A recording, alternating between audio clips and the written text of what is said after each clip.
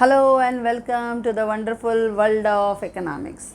Friends, आज हम सीखने वाले हैं a very important topic from demand analysis, that is shift and movement in the demand in a very easy way. As you know that simplicity is our main मोटो।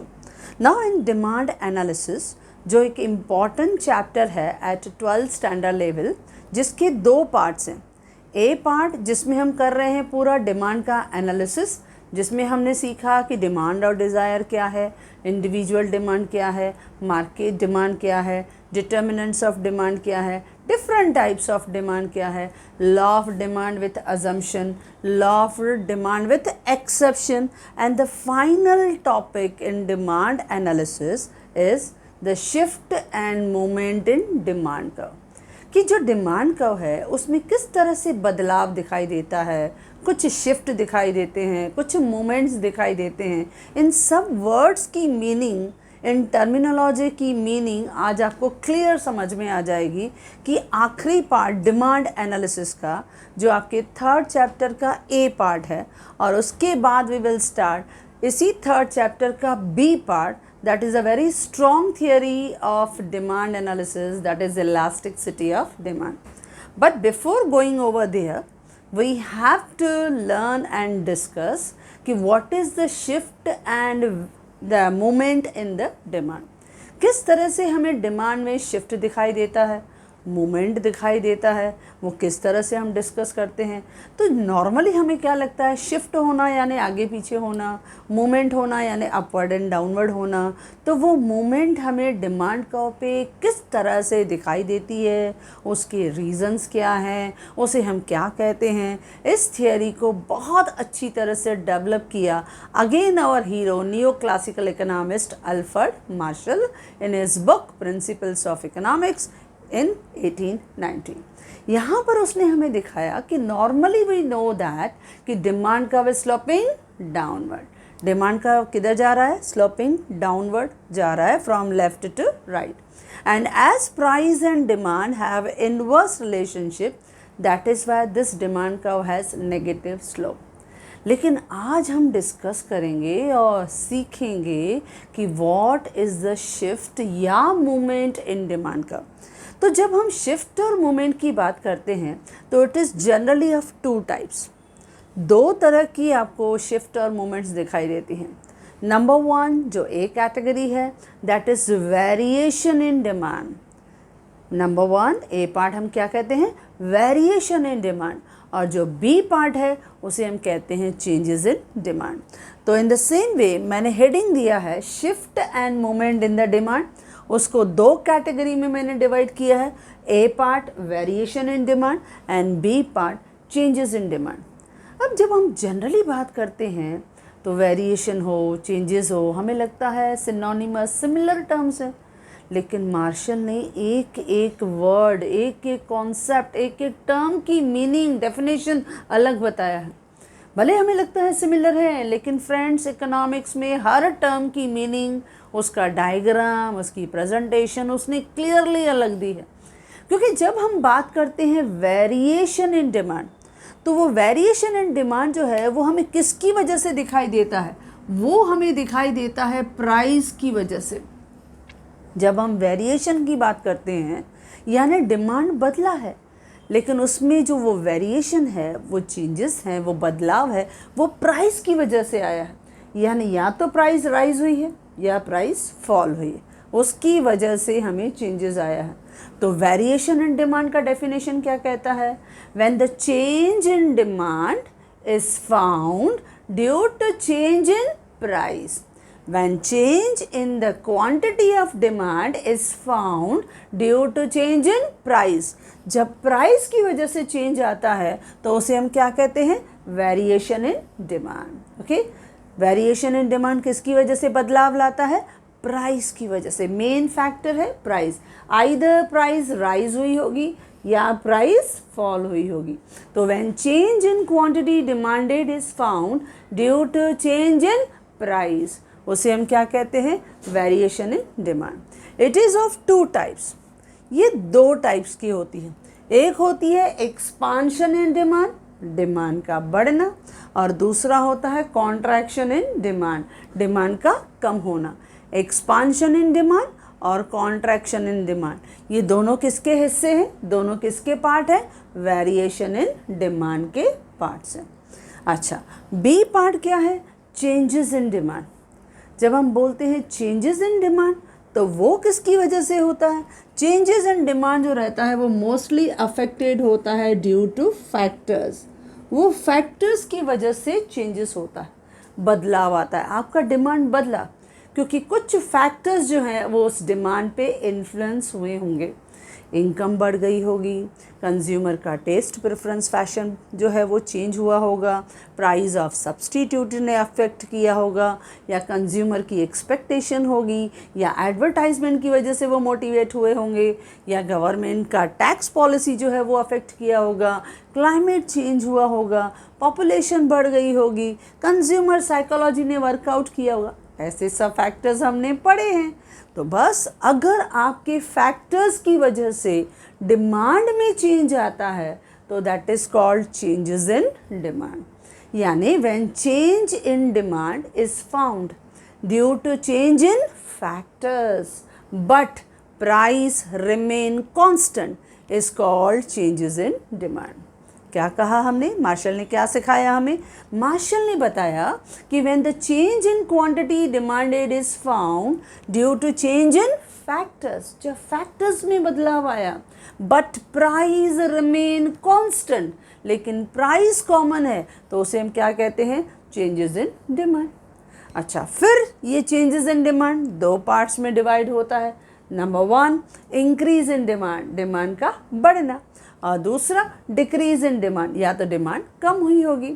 तो अभी हम देखेंगे 1 bye 1, एक एक करके सीखेंगे कि ये किस तरह से हमें दिखाई देता है। अब पहले फर्स्ट पार्ट पे आ रहे हैं वेरिएशन इन डिमांड। ये किसकी वजह से था, प्राइस की वजह से। तो हमने क्या डेफिनेशन कहा, when change in quantity demanded is found due to change in price is called variation in demand. It is of 2 types, एक एक्सपांशन इन डिमांड, दूसरा कॉन्ट्रैक्शन इन डिमांड। तो पहले देखते हैं expansion of demand. Expansion of demand यानी demand का बढ़ना। जब मोर क्वांटिटी इज डिमांडेड, जब आपकी डिमांड ज़्यादा हो रही है, more quantity is demanded due to, अब ये प्राइस का इफेक्ट है। प्राइस में क्या हुआ होगा, जब प्राइस आपकी फॉल हुई होगी। When more quantity is demanded due to fall in price, जब प्राइस कम हो गई और आपने ज़्यादा डिमांड कर लिया तो that is called expansion in demand. When more quantity is demanded due to fall in price, fall in price is the main factor, main cause, main reason fall in price. Price कम हुआ है, इसकी वजह से अगर demand बढ़ा है तो उसे हम क्या कहते हैं, डिमांड का एक्सपांड होना। किसकी वजह से हुआ, प्राइस की वजह से। क्या हुआ, प्राइस में फॉल हो गई, प्राइस फॉल हो गई, डिमांड बढ़ गई, तो उसे हम क्या कहते हैं, एक्सपांशन इन डिमांड। अब इसको हमें दिखाना है डायग्राम में। यही जो हमारा थॉट है, जो हमने थियरी में कहा कि more quantity is demanded due to fall in price, that is known as expansion in demand, वो हमें रिफ्लेक्ट करना है, ये थॉट हमें एक डायग्राम में। देखें तो सही, ये डायग्राम में जो एक्सपांशन है वो कैसे हमें दिखाई देता है, किस तरह से वो स्लोप दिखाता है, किस तरह से शिफ्ट और मूवमेंट दिखाता है। Let us see that now. अब ये डायग्राम दिखाने के लिए फिर से मैं कहूँगी, कोई रट्टा नहीं मारना। आपको ध्यान में आ गया, एक्सपांशन किसकी वजह से होता है, fall in price. More quantities demanded, expansion है, more quantities demanded due to fall in price. बस ये ध्यान में आ गया ना, अपने आप डायग्राम आपका रेडी हो जाएगा। कैसे, you can see the magic. अब देखो, हमने पहले एल के फॉर्मेट में जो है वो हमने प्लॉट कर दिया, ड्रॉ कर दिया। एल का फॉर्मेट ले लिया। एक्स एक्सिस पे क्या दिखाते हैं, क्वांटिटी डिमांडेड, वाई एक्सिस पे क्या दिखाते हैं, प्राइस, यानी वाई ओ एक्स। ये एल का फॉर्मेट हमने ले लिया। वाई एक्सिस पे क्या दिखाया, प्राइस, एक्स एक्सिस पे क्या दिखाया, क्वांटिटी डिमांडेड। नॉर्मली उसमें हमने दिखा दिया एक नॉर्मल डिमांड कर्व, एक नॉर्मल डिमांड कर्व। क्योंकि normally demand curve is sloping downward, वो डाउनवर्ड जाता है। तो मैंने एक नॉर्मल डिमांड कर्व दिखा दिया। अब इस नॉर्मल डिमांड कर्व में हमें ये शिफ्ट दिखाना है, ये मूवमेंट्स दिखाने हैं कि एक्सपांशन कैसे रिएक्ट करता है, कॉन्ट्रैक्शन कैसे रिएक्ट करता है, इंक्रीज़ कैसे दिखाई देता है, डिक्रीज़ कैसे दिखाई देता है। हर चीज़ को हम क्लियरली समझेंगे और वेरी इजी वे, बहुत आसानी से, कुछ भी आपको ऐसे नहीं कि रट्टोफाई करना। यू विल सी दैट, मैंने पहले कहा ये मैजिक बहुत जल्दी होता है कि जैसे आपने समझ लिया ना डेफिनेशन कि more quantities demanded due to fall in price, तो देखो अपने आप डायग्राम ड्रॉ हो जाएगा। Let's see how. अब मैंने ये बता दिया ये मार्केट का डिमांड कर्व है जो नॉर्मली स्लोपिंग डाउनवर्ड होता है। Now what we have to do, ये मार्केट का डिमांड कर्व है तो हमें किस पोजीशन पे पहले खड़े रहना है, स्पॉट करना है। तो जनरली हम मार्केट के क्या रहेंगे, सेंटर में, सेंटर की पोजीशन में हम लोग खड़े रहेंगे, यानी we will stand at the market का सेंटर पोजीशन। और उसके हिसाब से हम देखेंगे जो भी चेंजेस आया, प्राइस फॉल हुई तो कैसे होता है, प्राइस राइज हुई तो कैसे होता है। तो हम क्या करेंगे, हमेशा एक सेफ्टी साइड हम लोग क्या करेंगे, ये पूरा डिमांड कर्व है, ये पूरा मार्केट का डिमांड कर्व है, इस पूरे मार्केट के डिमांड कर्व की सेंटर पोजीशन पे, देखो मैंने डॉट लगाया सेंटर पोजीशन। अब आप स्केल लो, इस सेंटर पोजीशन पे मैंने इस तरह से जो है हॉरिजॉन्टल लाइन बता दी। अब ये प्राइस का पोजीशन है तो क्या मिला हमें, प्राइस। ओके अच्छा, फिर यहाँ से स्केल परपेंडिकुलर ड्रॉ करो, ये क्या मिल गई हमको, क्वांटिटी। मैम इस पूरे मार्केट का जो डिमांड कर्व है जो मैंने नॉर्मली ड्रॉ किया स्लोपिंग डाउनवर्ड, उसके सेंटर पोजीशन मैंने ऑक्यूपाई कर लिया, A position, original point A position पे मैं स्टैंड कर रही हूँ, मैं मार्केट के सेंटर पे खड़ी हूँ। अब प्राइस फॉल होता है तो डायग्राम किधर जाएगा तो भी मुझे दिखाई देगा, अगर प्राइस राइज होता है तो भी मुझे रिएक्शन दिखाई देगा। तो मैंने एक नॉर्मल डिमांड कर्व लिया, उसका मैंने सेंटर पोजीशन पे एक हॉरिजॉन्टल और परपेंडिकुलर लाइन ड्रॉ किया। जब मैं हॉरिजॉन्टल ले रही हूँ तो मुझे प्राइस पी मिल रहा है, जब मैं परपेंडिकुलर ले रही हूँ तो मुझे प्राइस क्या मिल रहा है, क्यू। ओके, और actual position, original position A मुझे मिल रहा है। ठीक है, ये हमें ओरिजिनल मिला। तो ओरिजिनल को मैंने क्या दिखाया, स्ट्रेट लाइन, डार्क लाइन से दिखा दिया। अब मुझे दिखाना है एक्सपांशन, क्या बदलाव आया है। अब बदलाव क्या कहता है, मोर क्वांटिटीज डिमांडेड, आपकी क्वांटिटी ज़्यादा डिमांड हो रही है। क्यों, क्योंकि there is fall in price, price fall हुआ था। तो देखो पहले प्राइस था ओपी, अब प्राइस को फॉल करो। तो अगर मैं प्राइस को फॉल करती हूँ तो आप क्या करो, रैंडमली, जैसे एक लाइन छोड़ के आपने दूसरा लाइन दे लिया। देखो मैंने प्राइस को फॉल किया, P1 नीचे आ गई तो मैंने एरो दिखा दिया नीचे, मैंने प्राइस को फॉल किया। आप एक लाइन छोड़ के दूसरी लाइन पे आ जाओ, आपका रजिस्टर पे लाइंस रहती हैं तो हॉरिजॉन्टल पोजीशन इजीली मिल जाएगी आपको। आपने एक लाइन छोड़ के नीचे नया प्राइस, जब नया प्राइस मिला तो आपने क्या नाम दिया उसको, P1। अब ये P1 मिला, उसने इसको टच किया डायग्राम को इस पोजीशन पे। देखो जैसे स्ट्रेट लाइन आप लगाओगे ना तो वो वहाँ पे इसको ज़रूर टच करेगा। यहाँ मिला हमें नया पोजीशन B। अब फिर से यहाँ से परपेंडिकुलर आप लेके आओ, यहाँ पे देखो डॉटेड ही लेके आई, क्योंकि ये क्या दिखा रहा है हमें, चेंजेस। ओरिजिनली क्या है, डार्क लाइन, स्ट्रेट लाइन हमें दिखाई दे रहा है, जिसमें प्राइस था OP और क्वांटिटी था OQ। लेकिन जैसे ही प्राइस फॉल हुई तो प्राइस फॉल हुई यानी एरो नीचे आया, हम नीचे की प्राइस पे गए, उसने आपके डिमांड का को यहाँ टच किया, नई पॉइंट मिली B, परपेंडिकुलर ड्रॉ किया तो नया क्वांटिटी मिला Q1। ओके, देखो आपकी क्वांटिटी आगे निकले हैं, हम हमारी क्वांटिटी बढ़ गई, प्रूव हो गया। More quantity is demanded due to fall in price, आपकी क्वांटिटी ज़्यादा डिमांड हुई क्योंकि आपने प्राइस को फॉल किया। तो देखो हम पहले किस पोजीशन पे खड़े थे, हम पहले खड़े थे डिमांड का होके ए पोजीशन पे।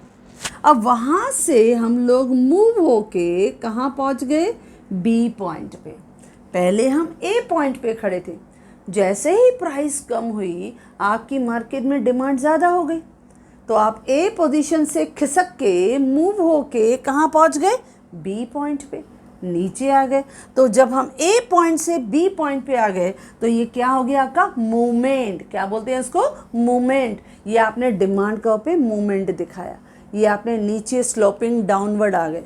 पहले हम ए पोजीशन पे खड़े थे, अब हम बी पोजीशन पे आ गए। इसको हम कहते हैं एक्सपांशन इन डिमांड। ये एक्सपांशन इन डिमांड है जो हमें उसी सेम डिमांड कर्व पे दिखाई दिया। पहले हम ए पॉइंट पे खड़े थे, जैसे ही प्राइस फॉल हुआ नीचे आ गए, डॉटेड दिखा दिया, आपकी क्वांटिटी बढ़ गई, ओ क्यू से Q1 तक आ गए। देखो एरो आगे जा रहा है, आपकी क्वांटिटी ज़्यादा हो गई लेकिन प्राइस कम हो गई। प्राइस कम हुई लेकिन क्वांटिटी ज़्यादा हो गई, तो इसको हमने क्या लिखा? Expansion in demand. अब आप बताओ, एक्सपांशन इन डिमांड जो उसी डिमांड कर्व पे दिख रहा है, सेम डिमांड कर्व पे, तो उसका स्लोप कैसे हुआ?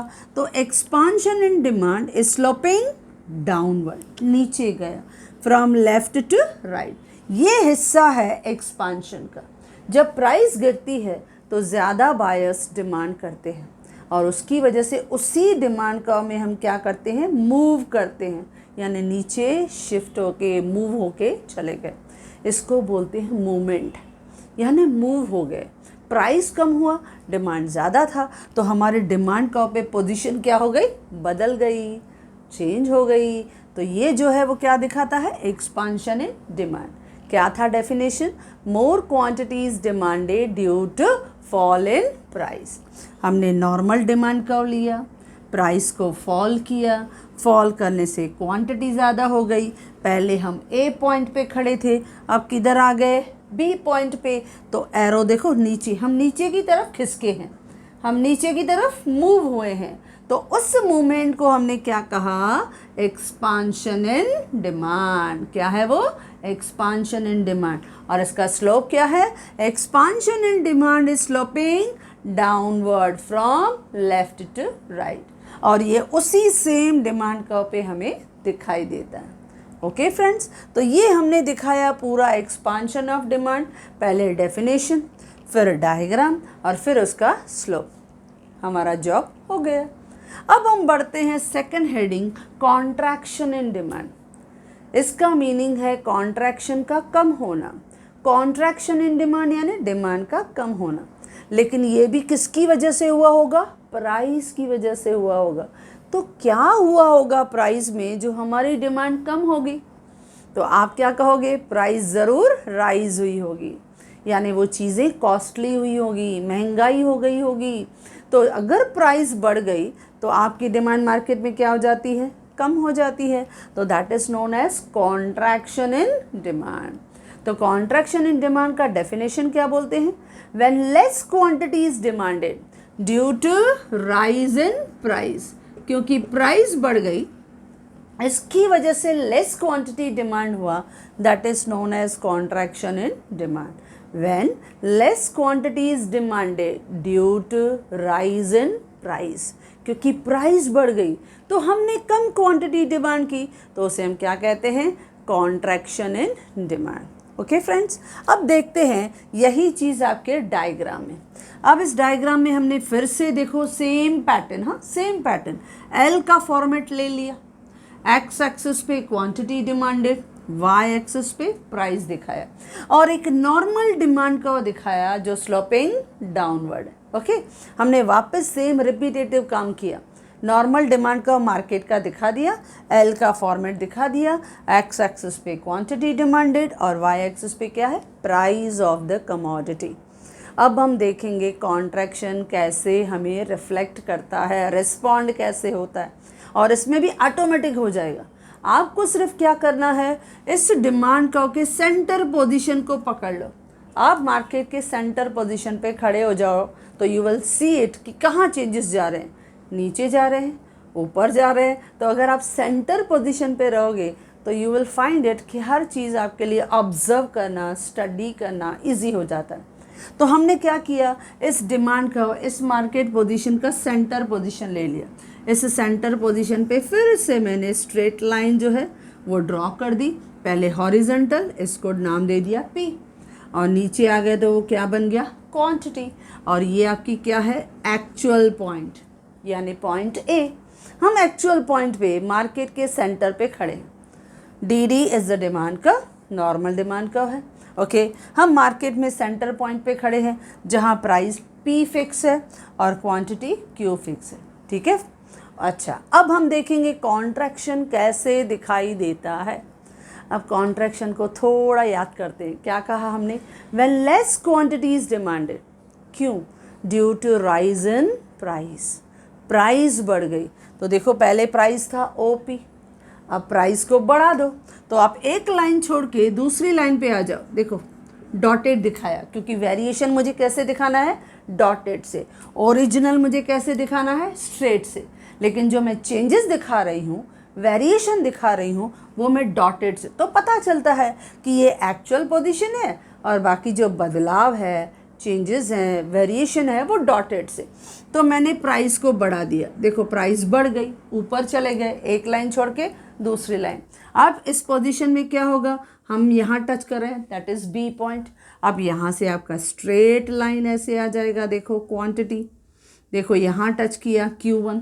अब आप देख रहे हो क्वांटिटी जो है वो कम हो गई है, यानी पीछे की तरफ, देखो एरो पीछे की तरफ दिया, और प्राइस बढ़ गई तो हमने एरो किधर दे दिया, ऊपर दे दिया। पहले प्राइस थी ओपी, अब प्राइस बढ़ गई ओपी से OP1, प्राइस बढ़ गई। अब प्राइस बढ़ने से क्या हो गया, क्वांटिटी कम डिमांड हो गई। देखा, हम पीछे चले गए। तो जब आपकी क्वांटिटी कम हो गई तो आपकी पोजीशन देखो बी पॉइंट ऊपर मिली है। पहले हम मार्केट के ए पोजीशन पे खड़े थे, लेकिन जैसे ही प्राइस आपका बढ़ गया, आपकी क्वांटिटी कम हो गई, तो आप ए पॉइंट से मूव होके किधर चले गए, अपवर्ड, डिमांड का होके अपवर्ड पोजीशन पे चले गए, यानी ए पॉइंट से बी पॉइंट पे चले गए। इसको हम कहते हैं कॉन्ट्रैक्शन इन डिमांड। ये मार्केट का कॉन्ट्रैक्शन है। ये मार्केट में डिमांड को क्या कर दिया, कम कर दिया, क्योंकि आप देख रहे हो जैसे ही प्राइस राइज हुई, प्राइस बढ़ी, आपका एरो ऊपर गया, आपकी क्वांटिटी कम डिमांड हो गई। पहले हम ओ क्यू पॉइंट पे थे, अब हम किधर आ गए, पीछे। देखो एरो पीछे आ रहा है, तो OQ1, देखो डॉटेड लाइन किधर जा रही है, ओरिजिनल के लेफ्ट साइड, तो हमारी क्वांटिटी रिड्यूस हो गई। अब इससे हमारे मार्केट के पोजीशन पे क्या चेंज आया, पहले हम ए पॉइंट पे खड़े थे, अब हमारी पॉइंट किधर चली गई, ऊपर, बी पॉइंट पे ऊपर चले गए। तो this is called contraction in demand. तो हमने ड्रॉ करके दिखा दिया। अब इसका एक्सप्लेनेशन कैसे लिखेंगे, तो ये DD जो है वो ओरिजिनल डिमांड कर्व है with original point, actual point A. लेकिन कॉन्ट्रैक्शन इन डिमांड ये किधर दिखाई देता है, स्लोपिंग अपवर्ड, देखो ऊपर की डायरेक्शन में जा रहा है, स्लोपिंग अपवर्ड। लेकिन और ध्यान देना है डायरेक्शन, ये हम पहले राइट साइड ए पे खड़े थे, अब हम बी पे जा रहे हैं, तो contraction in demand is sloping upward from right to left. जब हमने एक्सपांशन देखा था तो expansion is sloping downward from left to right, लेकिन contraction in demand is sloping upward from right to left. समझ में आया फ्रेंड्स? इस तरह से आपको ये दोनों विथ डायग्राम बताने हैं। ओके, अच्छा, ये हमने बताया variation in demand. Variation in demand को हमने क्या कहा, when change in quantity demanded is found due to change in price. जब प्राइस की वजह से बदलाव आता है, चेंज आता है, तो उसे हम क्या कहते हैं, वेरिएशन इन डिमांड। ये दो पार्ट्स का होता है, एक एक्सपांशन इन डिमांड, दूसरा contraction in demand. Demand expand होती है, क्यों, क्योंकि प्राइस फॉल हुई होगी। When more quantity is demanded due to fall in price, तो देखो प्राइस फॉल किया तो उसकी वजह से क्वांटिटी बढ़ गई, तो आपका एक्सपांशन आपके ओरिजिनल डिमांड का पे दिखाई दिया, sloping downward from left to right. लेकिन कॉन्ट्रैक्शन इन डिमांड में क्या होता है, when less quantity is demanded due to rise in price, तो यहाँ पे कॉन्ट्रैक्शन किधर चला गया, ऊपर, इट इज स्लोपिंग अपवर्ड, लेकिन right to left, totally direction opposite है। अब ये हमने दोनों अलग अलग दिखाए, एक्सपांशन अलग दिखाया, कॉन्ट्रैक्शन अलग दिखाया। अब हम चाहें तो इन दोनों को यानी वेरिएशन इन डिमांड को कंबाइन भी दिखा सकते हैं। कंबाइन कैसे दिखाएंगे? एक कॉमन डिमांड को मैंने लिया है, फिर से एल का फॉर्मेट, उसमें नॉर्मल डिमांड को हमने दिखा दिया और उसमें सेंटर पोजीशन एज यूजुअल हम सेंटर पोजीशन को पहले प्लॉट करते हैं। तो सेंटर पोजीशन में ये था प्राइस पी, एक्चुअल पॉइंट है ए और क्वांटिटी मिला क्यू। ओके फ्रेंड्स, पहले हम ओरिजिनल मार्केट के डिमांड कर्व के सेंटर पे आ गए। अच्छा, अब हमें पहले क्या दिखाना है? एक्सपांशन। ओके, एक्सपांशन दिखा रहे हैं। एक्सपांशन क्यों हुआ था? क्योंकि फॉल इन प्राइस। तो प्राइस को रैंडमली फॉल करो, एक लाइन छोड़ के दूसरे लाइन पे हमने नीचे फॉल कर दिया। देखो एरो डाउनवर्ड, ये प्राइस P1 और यहाँ नई पॉइंट क्या मिली? B। अच्छा, यहाँ से आप परपेंडिकुलर ड्रॉ करो तो आपको क्वांटिटी मिलेगी Q, यानी आपकी क्वांटिटी बढ़ गई आगे। ओके, हम पहले A पॉइंट पे थे, अब नीचे खिसक के किधर आ गए? स्लोपिंग डाउनवर्ड B पॉइंट पे। इसको आपने क्या कहा? Expansion in demand. वो एक्सपांशन इन डिमांड। लेकिन कॉन्ट्रैक्शन कैसे दिखाई दिया? When there is rise in the price. अब देखो, इसी में ही आप प्राइस को राइज भी करके दिखा सकते हो, दोनों ज्वाइंट। अच्छा, मैंने प्राइस को फिर से एक लाइन छोड़ के ऊपर ले लिया। सपोज प्राइस को मैंने बढ़ा दिया P2, एरो अपवर्ड। अब उसने टच किया इधर। ओके, तो नया पॉइंट यहाँ A, यहाँ B, तो मैंने यहाँ ले लिया C पॉइंट। अच्छा, फिर से यहाँ से परपेंडिकुलर यहाँ नीचे आ गए तो देखो क्वांटिटी कम हो गई, एरो पीछे। ओके, यानी ए पॉइंट से हम खिसक के किधर जा रहे थे? ऊपर, ऊपर की डायरेक्शन में। तो उसको हम क्या लिखेंगे? Contraction in demand. तो देखो कैसे हमने दोनों चेंजेस को एक साथ भी दिखाया। अब मैं ऐसे क्यों बता रही हूँ, इसके पीछे रीज़न है, क्योंकि ये जो टॉपिक हम डिमांड एनालिसिस में कर रहे हैं, ये टॉपिक थियोरी में कम आता है, डिस्टिंग्विश में ज़्यादा आता है। क्योंकि हो सकता है कि अलग आपको शॉर्ट नोट मिले, वेरिएशन इन डिमांड या चेंजेस इन डिमांड, लेकिन नॉर्मली हमने इतने सारे सालों से बोर्ड पेपर को ऑब्जर्व किया है, तो बोर्ड पेपर में क्या मिलता है आपको? डिस्टिंग्विश। अब वो डिस्टिंग्विश कैसे मिलता है? या तो variation in demand, changes in demand, या अगर कंबाइन नहीं तो किस तरह से वो देंगे? Expansion in demand, contraction in demand, या increase in demand, decrease in demand, या totally different one, expansion in demand इधर से और इंक्रीज इन डिमांड इधर से। अब वो कैसे भी डिस्टिंग्विश दे, आपके लिए इतना इजी कॉन्सेप्ट हो जाएगा, क्योंकि आपने ये पूरा समझ लिया। सिर्फ क्या काम करना है? डेफिनेशन को माइंड में ध्यान रखना है। डेफिनेशन भी हमें रटना नहीं पड़ता है, सिर्फ क्या देखना है? वेरिएशन है तो प्राइस की वजह से, एक्सपांशन है तो प्राइस फॉल हुआ होगा, कॉन्ट्रैक्शन है तो प्राइस राइज हुआ होगा। बस प्राइस का ही तो मैजिक हमने दिखा दिया। एक जगह प्राइस को फॉल किया, एक जगह प्राइस को राइज किया। अपने आप डायग्राम ने अपनी पोजीशन आपको दिखा दी। कोई भी चीज़ आपको रट्टा मारने की ज़रूरत नहीं है, ईजिली समझ में आ जाएगा। अच्छा, फिर हमने क्या किया? एक्सपांशन को अलग दिखाया, कॉन्ट्रैक्शन को अलग दिखाया, फिर उसको मैंने कंबाइन करके भी दिखाया कि अगर वो वेरिएशन कहता है कंबाइन वेरिएशन, तो भी हमारे लिए डायग्राम इजी है, दोनों चेंजेस को हम दिखा सकते हैं। ओके फ्रेंड्स, अब बढ़ते हैं चेंजेस इन डिमांड। अब डिमांड में चेंजेस भी होता है, लेकिन वो हमने कहा कि वो चेंजेस किसकी वजह से होता है? फैक्टर्स की वजह से होता है। यानी कुछ पावरफुल फैक्टर्स ऐसे हैं जो हमारे डिमांड को थोड़ा बदल देते हैं मार्केट में। यानी प्राइस में कुछ नहीं होता है, price will remain constant, but factors will have a great impact on your demand. आपके डिमांड पे फैक्टर्स का इम्पैक्ट बहुत ज़्यादा हो जाता है कभी कभी, लेकिन प्राइस विल रिमेन कांस्टेंट। जैसे हमने कहा कि changes in demand means when change in quantity demanded is found due to change in factors but price remain constant is known as changes in demand। उसे हम क्या कहते हैं? changes in demand। अब ये दो पार्ट का है। पहला है increase in demand, डिमांड का बढ़ना। डिमांड बढ़ा है लेकिन किसकी वजह से? फैक्टर्स की वजह से।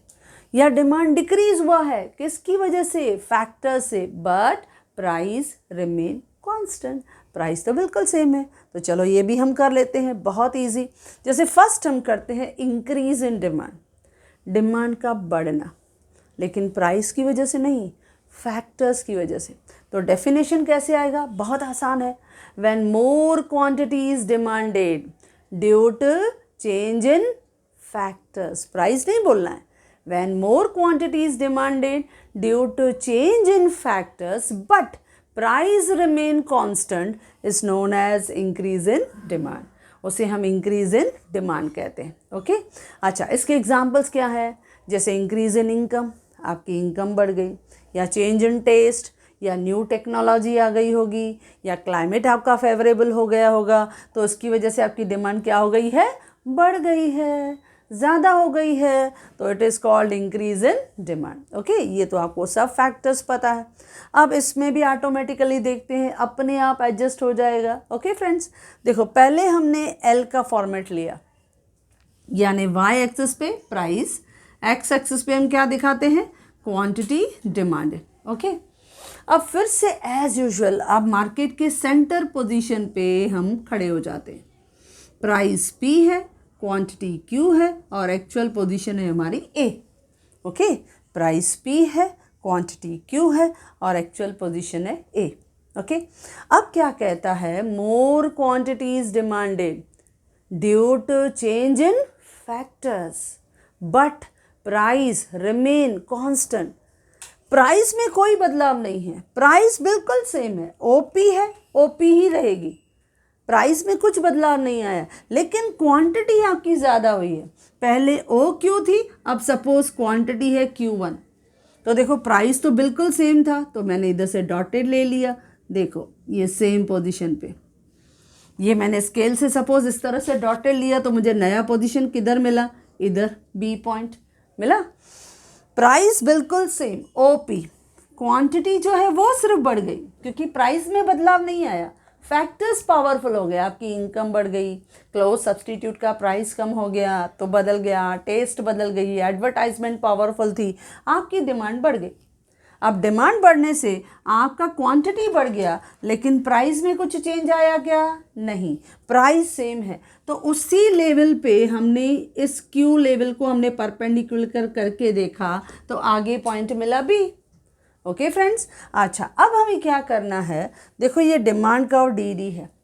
आपको जब आप अपने रजिस्टर में ये डायग्राम ड्रॉ करोगे, तो जिस तरह से ये आपको आया है ना पोजीशन डिमांड कर्व का, वैसे ही पैरेलल इधर लेके जाना है, सेम देखो इस तरह से ये डिमांड कर्व आगे निकला D1 D1, जैसे ओरिजिनल था ना वैसे ही स्केल को आगे मूव करना है, शिफ्ट करना है, और इस डॉट को टच करना है, तो आपको एक पैरेलल लाइन मिलेगा D1 D1, यानी हम आगे निकल गए। देखो आपकी शिफ्टिंग हो गई, हम आगे निकले। ये जो आगे निकला है, इस D1 D1 को हम क्या बोलते हैं, इंक्रीज इन डिमांड, इसे हम इंक्रीज इन डिमांड कहते हैं। क्यों, क्योंकि D1 जो है वो ओरिजिनल डिमांड कर्व है, D जो है वो ओरिजिनल डिमांड कर्व है, और D1 D1 जो है वो इंक्रीज इन डिमांड कर्व है, लेकिन ये ओरिजिनल डिमांड कर्व के राइट साइड में शिफ्ट हो गया, आगे खिसक गया, वो शिफ्ट हो गया, आगे निकल गया, तो that is called shift in demand. देखो या तो मूवमेंट दिखेगा, मूवमेंट डाउनवर्ड और अपवर्ड दिखा, या तो शिफ्ट हो गए, आगे निकल गए, तो ओरिजिनल डिमांड था डी, लेकिन जैसे ही क्वांटिटी बढ़ी तो हमें एक नया डिमांड कर्व का पोजीशन मिला मार्केट में, जो इस ओरिजिनल के थोड़ा आगे था, हमें नई पोजीशन थोड़ी आगे मिली, तो वहाँ पे हमने न्यू डिमांड कर्व दिखाया। तो ये जो नया डिमांड कर्व था D1 D1, ये हमें क्या दिखा रहा है, इंक्रीज इन डिमांड कर्व। ये ओरिजिनल डिमांड कर्व के राइट साइड शिफ्ट हो गया, increase in demand curve is shifted on right side of original demand curve. Okay friends, अच्छा इसमें आपने एक चीज़ ध्यान दी, जो आपका एक्सपांशन और कॉन्ट्रैक्शन था वो उसी सेम डिमांड कर्व पे दिखा, लेकिन यहाँ पे जो आपको चेंजेस दिखा, बदलाव दिखा, वो नया डिमांड कर्व आपके लिए मार्केट में लेके आया, समथिंग न्यू, नया डिमांड कर्व, तो वो आगे शिफ्ट हो गया, यानी राइट साइड शिफ्ट हो गया अगर इंक्रीज है तो। Okay, increase in demand curve shifted on right side of original demand का। Now the final point, decrease in demand, कि किस तरह से डिमांड डिक्रीज हो गई। अब डिक्रीज होना यानी क्वांटिटी कम, डिमांड होना, तो डेफिनेशन आसान है। When less quantity is demanded, when less quantity is demanded due to change in factors but price remain constant. सिर्फ एक वर्ड ट्विस्ट किया, जब इंक्रीज था तो हमने क्या कहा, when more quantity is demanded due to change in factors but price remain constant. लेकिन यहाँ क्या कहा, मोर की जगह सिर्फ काट के लेस बोल दिया। When less quantity is demanded due to change in factors but price remain constant, तो उसे हम क्या कहते हैं, डिक्रीज इन डिमांड। तो चलो अब डिक्रीज भी देख लेते हैं डायग्राम में, क्योंकि मेन इस क्वेश्चन की जो मेन इम्पॉर्टेंट इस थियरी का डेवलपमेंट है, मैजिक है, दैट इज़ डायग्राम। क्योंकि डायग्राम किस तरह से शिफ्ट कर रहे हैं, मूवमेंट कर रहे हैं, ऊपर जा रहे हैं, नीचे जा रहे हैं, राइट साइड या अभी दिखेगा लेफ्ट साइड, बस वही मैजिक है, मार्शल का मैजिक हम इसे कहते हैं। तो ये सपोज अभी हमने एल का फॉर्मेट एज यूजुअल ले लिया, नॉर्मल डिमांड का मार्केट का ले लिया, फिर से क्या करेंगे, इस नॉर्मल डिमांड का के सेंटर पोजीशन पे हम स्टैंड करेंगे, price P, original quantity Q, actual position A. अब हमारी जो क्वांटिटी है वो कम डिमांड हुई है, less quantity is demanded due to change in factors. हो सकता है क्लाइमेट अनफेवरेबल हुआ हो, फ्लड आ गया हो, ड्राउट हो गया हो, लैंडस्लाइड हो, साइक्लोन हो, इसकी वजह से बहुत ज़्यादा सप्लाई नहीं हो पाई हो, इसके लिए डिस्टर्बेंस की वजह से लोगों ने भी डिमांड कम किया हो, ऐसे भी होता है। या समटाइम लोगों की इनकम, जैसे हमने देखा था पैंडेमिक के समय, लोगों की इनकम कम हो गई, रिसेशन पीरियड आ गया तो इनकम कम हो गई तो डिमांड भी कम हो गई। या हम देखते हैं कभी कभी पॉपुलेशन वो कम हो गई, उसकी वजह से ऐसा हुआ। या हो सकता है ओल्ड टेक्नोलॉजी हो गई, ओल्ड फैशन हो गया, या आपकी टेस्ट बदल गई, कुछ भी हो सकता है। यानी कभी कभी ऐसे फैक्टर्स होते हैं जिसकी वजह से आपकी डिमांड क्या हो जाती है, कम हो जाती है। तो जब कम हो जाती है तो अब price remain constant, price same रहेगी, पहले भी ओपी थी अभी भी ओपी रहेगी, सिर्फ क्वांटिटी कम हो जाएगी। पहले ओ क्यू थी, अब सपोज रैंडमली मैं ले रही हूँ क्वांटिटी Q1 पीछे, तो देखो इसको मैं परपेंडिकुलर में यहाँ पे टच करूँगी, देखो इस तरह से मैंने दिखा दिया, ओके, जैसे हमने यहाँ दिखा दिया Q1, ओके। यहाँ क्वांटिटी जो था वो मैंने पीछे लिया, जब हम यहाँ गए थे तो क्वांटिटी क्या गई थी, आगे गई थी, राइट साइड शिफ्ट हो गई थी, क्योंकि प्राइस सेम था लेकिन क्वांटिटी बढ़ गई थी। लेकिन यहाँ क्वांटिटी कम हो गई। अब जब क्वांटिटी कम हो गई तो देखो यहाँ पर हमें पॉइंट नया मिला। अब आपको कैसे ड्रॉ करना है, पहले आप स्केल रखोगे इस ओरिजिनल पॉइंट, इस स्केल को ऐसे ही ड्रैग करोगे पीछे, यू विल सी दैट आपको इस तरह से पैरेलल लाइन मिलेगा, दैट इज़ D1 D1। हमने इसको नाम क्या दिया, D1 D1। ये पीछे की तरफ निकला, पीछे, बैकवर्ड, लेफ्ट साइड पीछे जा रहा है, इसको हम नाम क्या देंगे, this is decrease in demand, ये डिक्रीज इन डिमांड है। तो एक्सप्लेनेशन कैसे होगा, DD क्या है, ओरिजिनल डिमांड का, D1 D1 क्या है, कौन है ये, डिक्रीज इन डिमांड का, ये हमें डिक्रीज की पोजीशन दिखाता है। DD जो है वो ओरिजिनल डिमांड का है, D1 D1 जो है वो डिक्रीज इन डिमांड का है। अब ये शिफ्ट होता है, डिक्रीज इन डिमांड का is shifted on left side, किधर गया, left side of original demand का। Decrease in demand is shifted on left side of original demand का। और आपने ये भी ध्यान दिया कि इंक्रीज हो या डिक्रीज हो, आपको नए डिमांड कर्व की तरफ लेके गया। जब हमने एक्सपांशन और कॉन्ट्रैक्शन देखा तो सेम डिमांड कर्व था, लेकिन जब हमने इंक्रीज और डिक्रीज देखा तो वो आपके लिए नया डिमांड कर्व को डेवलप कर रहे हैं, आपके सामने नया डिमांड कर्व ला रहे हैं। तो increase in demand is shifted on right side of original demand curve और decrease in demand curve shifted on left side of demand curve. Okay, तो हमने इंक्रीज और डिक्रीज को सेपरेट दिखाया। अब अगर चेंजेस दिखाने हैं तो चेंजेस तो दोनों हैं, इंक्रीज भी है डिक्रीज भी है, लेकिन वो चेंजेस किसकी वजह से हैं, मेन फैक्टर्स की वजह से हैं, प्राइस रिमेन कांस्टेंट, वो कांस्टेंट है। तो चलो ये दोनों चेंजेस फिर से कंबाइन करके दिखाते हैं, तो हमारा बन जाएगा चेंजेस इन डिमांड। तो जैसे अभी हमने दिखा दिया नॉर्मली आपका एल का फॉर्मेट, एक्स एक्सिस पे जो है वो क्वांटिटी डिमांडेड, वाई एक्सिस पे प्राइस। अब हम दिखाते हैं मार्केट के सेंटर पोजीशन पे खड़े हैं, एज यूजुअल हमने दिखा दिया प्राइस है पी, क्वांटिटी है क्यू, एक्चुअल पोजीशन है ए। ओके, अब पहला हमने क्या देखा, increase in demand when more quantity is demanded due to change in factors but price remain constant. तो सपोज हमने क्वांटिटी को बढ़ा दिया, ओके अब इस क्वांटिटी को जब हमने बढ़ा दिया तो देखो आपको पॉइंट आगे मिल रही है, ये पॉइंट आपको नया आगे मिला।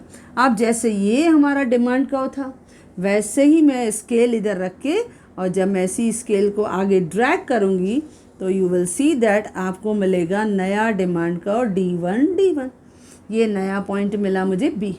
इसको मैं आगे राइट साइड दिखा रही हूँ तो मैं इसका नाम क्या लिखूँगी, लेबलिंग ज़रूर ध्यान से करना है। ये है इंक्रीज इन डिमांड, ये शिफ्ट किधर हो गया, राइट साइड।